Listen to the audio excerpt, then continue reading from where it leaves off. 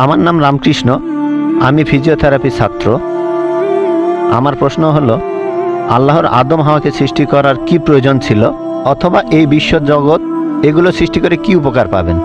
আমার দ্বিতীয় প্রশ্ন হলো, সব কিছুই কেউ সৃষ্টি করেছে, তাহলে ঈশ্বর তাকেও অবশ্যই কেউ সৃষ্টি করেছে। আল্লাহ শব্দটার অর্থ কি? ভাই, তিনটা প্রশ্ন করেছেন। প্রথম প্রশ্নটা, আল্লাহ কেন আদম হাওয়াকে সৃষ্টি করলেন, এই সৃষ্টি করার কারণটা কি? বিশ্বজগৎ সৃষ্টির কারণ কি?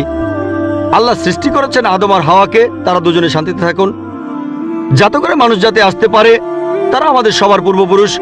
পবিত্র কোরআনে সূরা হুজুরাতের 13 নম্বর আয়াতে উল্লেখ করা হয়েছে, ইয়া আইয়ুহান নাসু ইন্না খালাকনাকুম মিন যাকরিন ওয়া উনসা ওয়া জাআলনাকুম শুউবান ওয়া কাবাইলা লিতাআরাফু ইন্না আক্রামাকুম ইনদাল্লাহি আতকাকুম ইন্নাল্লাহা আলিমুন খাবীর। হে মানুষ জাতি, আমি তোমাদের সৃষ্টি করেছি এক পুরুষ ও এক নারী হতে, আর তোমাদের বিভক্ত করেছি বিভিন্ন জাতি আর গোত্রে, যেন তোমরা অন্যের সাথে পরিচিত হতে পারো। এই জন্য নয় যে অন্যকে ঘৃণা করবে। আর আল্লাহর কাছে অধিক মর্যাদা সম্পন্ন সেই ব্যক্তি যার আছে তাকওয়া। আল্লাহ যেটার মাধ্যমে মানুষের বিচার করেন, টাকা পয়সা নয়, গায়ের রং নয়, জাতি বা গোত্র নয়, ধর্মমত নয়, সেটা হলো তাকওয়া। সেটা হলো আল্লাহকে মানা, ন্যায়পরায়ণতা, ধার্মিকতা। তাহলে আদম আর হাওয়া আলাইহিস সালাম, তারা আমাদের সবার পূর্বপুরুষ। আপনারও পূর্বপুরুষ, আমারও পূর্বপুরুষ, সব মানুষের। সেজন্য আপনাকে ভাই বলে ডেকেছি। ভাই, সব মানুষ ভাই ভাই। আল্লাহ বলেছেন, ইয়া আইয়ুহান নাস, হে মানুষ জাতি। আর পবিত্র কোরআনে সূরা ইসরার 70 নম্বর আয়াতে উল্লেখ করা হয়েছে, ওয়া লাকাদ কাররামনা বানি আদামা। আল্লাহ তাআলা মর্যাদা দিয়েছেন সব আদম সন্তানকেই। হোক আপনি জন্ম নেন ইন্ডিয়ায়, আমেরিকায়, ইংল্যান্ডে, জন্মান কোনো হিন্দু পরিবারে বা মুসলিম পরিবারে বা খ্রিস্টান পরিবারে, আল্লাহ বলেছেন তিনি সব মানুষকে মর্যাদা দিয়েছেন। মানুষে জন্মালে আল্লাহ তাকে মর্যাদা দেবেন। সে হোক আপনার নাম জাকির, আব্দুল্লাহ, রামু, শঙ্কর, মানুষে জন্মালে আল্লাহ মর্যাদা দেবেন। আপনার প্রশ্নতে আসি, কেন আল্লাহ তাআলা মানুষ সৃষ্টি করলেন? আল্লাহ মানুষ সৃষ্টি করেছেন কারণ আল্লাহ বলেছেন মানুষ হলো আল্লাহ সৃষ্টির মধ্যে সেরা। আল্লাহ তাআলা অন্য যা কিছু সৃষ্টি করেছেন তা আল্লাহকে মানে। ফেরেশতা সৃষ্টি করেছেন, আল্লাহ যে আদেশই দেন ফেরেশতাগণ সে আদেশ পালন করেন, তাদের নিজস্ব ইচ্ছা নেই। মানুষ হলো আল্লাহ তাআলার এমন এক সৃষ্টি যার নিজের ইচ্ছা আছে। আমরা তার কথা মানতেও পারি, নাও মানতে পারি। তাই আল্লাহ আমাদের সৃষ্টি করেছেন, আমরা হলাম তার সৃষ্টির সেরা, আশরাফুল মাখলুকাত। তবে আমরা আল্লাহ তাআলার কথা মানতে পারি, নাও মানতে পারি। যদি আল্লাহর আদেশ মানেন তাহলে জান্নাতে যেতে পারবেন, তাহলে বেহেশতে যাবেন, স্বর্গে যেতে পারবেন। যদি আদেশ না মানেন তাহলে জাহান্নামে যাবেন, দোজখে যাবেন। তাহলে এই জীবনটা পরকালের জন্য পরীক্ষা। পবিত্র কোরআনে সূরা মুলকে 2 নম্বর আয়াতে উল্লেখ করা হয়েছে, আল্লাযী খালাকাল মাউতা ওয়া হায়াতা। আল্লাহ তাআলা সৃষ্টি করেছেন জীবন ও মৃত্যু তোমাদের পরীক্ষা করার জন্য। তাহলে এই জীবনটা হলো পরকালের জন্য পরীক্ষা। তাহলে আল্লাহ মানুষ সৃষ্টি করেছেন। আর আল্লাহ বলেছেন সূরা জারিয়াতের 56 নম্বর আয়াতে উল্লেখ করা হয়েছে, ওয়া মা খালাকতুল জিন্না ওয়াল ইনসা ইল্লা লিয়াবুদুন। আমি সৃষ্টি করেছি জিন ও মানুষকে যেন তারা আমার ইবাদত করে।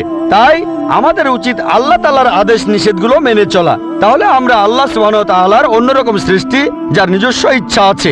আমরা আল্লাহ তাআলার আদেশ মানতে পারি, আবার নাও মানতে পারি। অন্যান্য সকল সৃষ্টি যেমন তারা, গাছ, পাহাড়, পবিত্র কোরআন বলছে তারা আল্লাহ তাআলাকে সেজদা করে, তার সামনে নতজানু হয়, আল্লাহকে মানে। আমাদের স্বাধীন ইচ্ছা আছে, আল্লাহ আমাদের এই স্বাধীন ইচ্ছা দিয়েছেন। এই স্বাধীন ইচ্ছা নিয়ে যদি আল্লাহকে মানেন, আপনি তাহলে ফেরেশতাদের উপরে চলে যাবেন। আর যদি আল্লাহ তাআলাকে না মানেন, তখন হবেন শয়তানের সহযোগী। আল্লাহ আমাদের সৃষ্টি করেছেন পরকালের পরীক্ষার জন্য। আপনার দ্বিতীয় প্রশ্নে আসি, সবকিছুর একটা স্রষ্টা আছে, আল্লাহকে বানিয়েছে কে? যদি কেউ বলে সবকিছুরই একটা স্রষ্টা আছে, কথাটা ঠিক নয়। সব সৃষ্ট জিনিসের স্রষ্টা আছে। আল্লাহ তাআলার সংজ্ঞা হচ্ছে তাকে কেউ সৃষ্টি করেনি। যখনই বলবেন কে আল্লাহকে বানিয়েছে, সে আল্লাহ নয়।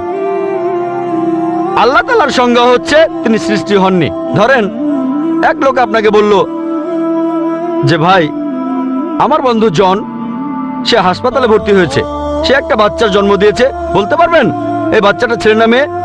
বলতে পারবেন? চেষ্টা করেন, দেখেন। পারবেন না কেন? ছেলে না মেয়ে? হ্যাঁ না। ধরেন ভাই জন, সে হাসপাতালে ভর্তি হয়েছে, সে একটা বাচ্চার জন্ম দিল। এই বাচ্চাটা ছেলে না মেয়ে? আপনি বলতে পারবেন? না না। 50% চান্স ছেলে না মেয়ে। লোকজন সবাই হাসছে কেন? বলতে পারবেন? পারবেন না কেন? যে উত্তরই বলেন সেটা কি ঠিক হবে? চেষ্টা করে দেখেন, যে বাচ্চাটা জন্মালো সে কি ছেলে না মেয়ে? চেষ্টা করেন। মেয়ে। মেয়ে। ভাই, পুরুষ লোক কি বাচ্চার জন্ম দিতে পারে? হ্যাঁ, এখানে আপনি ভুল করেছেন। একইভাবে ভুল করেছেন যখন বললেন কে আল্লাহকে বানিয়েছে। পুরুষ লোক কোনো বাচ্চার জন্ম দিতে পারে না, তাহলে তো মেয়ে বা ছেলে হওয়ার প্রশ্নই আসে না। এখন কি আপনি বুঝতে পেরেছেন? হ্যাঁ, বুঝতে পেরেছেন, এই তো ভালো। পুরুষ লোক কোনো বাচ্চার জন্ম দিতে পারে না, তাহলে তো ছেলে বা মেয়ে হওয়ার কোনো প্রশ্নই আসে না। যখন প্রশ্ন করলেন কে আল্লাহকে সৃষ্টি করেছে, আল্লাহর সংজ্ঞা হচ্ছে, ঈশ্বরের সংজ্ঞা হচ্ছে তিনি সৃষ্টি হননি। যখনই বলবেন কে আল্লাহকে বানিয়েছে, সে আল্লাহ নয়। ওয়ালাম ইয়াকুল্লাহু কুফুয়ান আহাদ, তার সমতুল্য কেউ নেই। এবারে আপনার শেষ প্রশ্নটাতে আসে, আল্লাহ কে? আল্লাহ কে? সবচেয়ে সেরা সংজ্ঞাটা আছে পবিত্র কোরআনে সূরা ইখলাসে 1 নম্বর থেকে 4 নম্বর আয়াতে উল্লেখ করা হয়েছে। এখানে বলা হয়েছে যে কুল হুয়াল্লাহু আহাদ, বলো তিনি আল্লাহ এক, অদ্বিতীয়। আল্লাহুস সামাদ, তিনি অবিনশ্বর, চিরস্থায়ী। লাম ইয়ালিদ ওয়া লাম ইউলাদ, তিনি জন্ম নেননি, কাউকে জন্ম দেননি। ওয়া লাম ইয়াকুল্লাহু কুফুয়ান আহাদ, তার সমতুল্য কেউ নেই। এই হলো 4 লাইনের সংজ্ঞা আল্লাহ সুবহানাহু ওয়া তাআলার। যদি কোনো মানুষ, যদি কেউ বলে যে অমুক লোকটা আল্লাহ, সেই লোক যদি এই 4টা শর্ত পূরণ করতে পারে, আমাদের মুসলিমদের কোনো আপত্তি থাকবে না সেই লোককে আল্লাহ বলে মেনে নিতে। 4 লাইনের সংজ্ঞা, এটাই হলো ধর্মের লিটমাস টেস্ট। আল্লাহ তাআলার সংজ্ঞা প্রথমটা হলো কুল হুয়াল্লাহু আহাদ, বলো তিনি আল্লাহ এক, অদ্বিতীয়। আল্লাহুস সামাদ, আল্লাহ অবিনশ্বর, চিরস্থায়ী।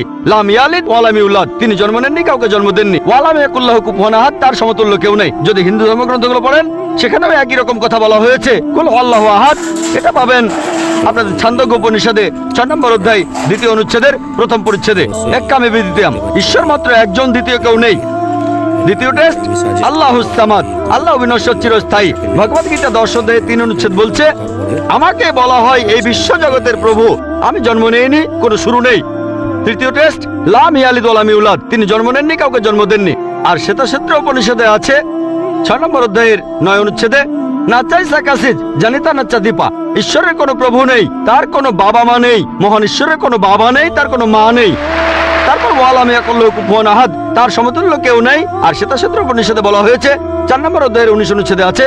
এছাড়াও যজুর্বেদ 32 অধ্যায়ের 3 অনুচ্ছেদে বলা হয়েছে, নাতাস্তি প্রতিমা আস্তি, মহান ঈশ্বরের কোনো প্রতিমা নেই, কোনো মূর্তি নেই, কোনো ছবি নেই, কোনো ফটোগ্রাফ নেই, কোনো ভাস্কর্য নেই। এটা কে বলেছে?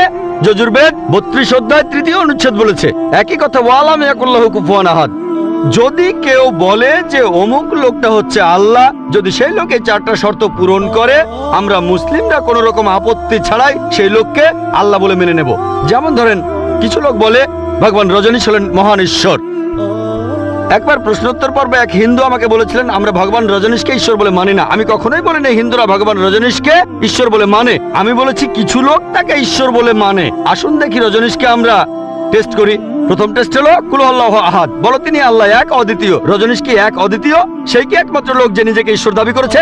এরকম অনেক মানুষই ছিল, আর এই দেশে হাজার হাজার লোক নিজেকে ঈশ্বর দাবি করেছে। রজনীশ একমাত্র নয়। তবে রজনীশ ভক্তরা বলে না না, উনি একটু আলাদা। এবারে পরের টেস্টে দেখি, আল্লাহুস সামাদ, আল্লাহ অবিনশ্বর, চিরস্থায়ী। রজনীশ কি অবিনশ্বর, চিরস্থায়ী? আমরা তার জীবনী থেকে জানি, তার আত্মজীবনী থেকে। রজনীশ ভুগছিলেন অ্যাজমা, ডায়াবেটিস আর পিঠের ব্যথায়। চিন্তা করেন, মহান ঈশ্বরের হয়েছে অ্যাজমা, ডায়াবেটিস, পিঠের ব্যথা। তৃতীয় টেস্ট লাম ইয়ালিদ ওয়া লাম ইউলাদ, তিনি জন্ম নেননি, কাউকে জন্ম দেননি। ভগবান রজনীশ জন্মেছিলেন মধ্যপ্রদেশে, তার বাবা মাও ছিলেন। 1981 সালে তিনি আমেরিকায় গেলেন, ইউএসএ। তখন হাজারো আমেরিকান তার ভক্ত হয়ে গেল। তারপর আমেরিকার অরিগন প্রদেশে তিনি বানালেন একটা সেন্টার, আর তার নাম দিলেন রজনীশপুরম, তার গ্রাম। পরবর্তীতে আমেরিকান সরকার তাকে অ্যারেস্ট করে কারাবন্দী করে রাখলো। রজনীশ বলতো যে আমেরিকান সরকার তাকে স্লো পয়জনিং করেছে। চিন্তা করেন, মহান ঈশ্বরকে স্লো পয়জনিং করা হয়েছে।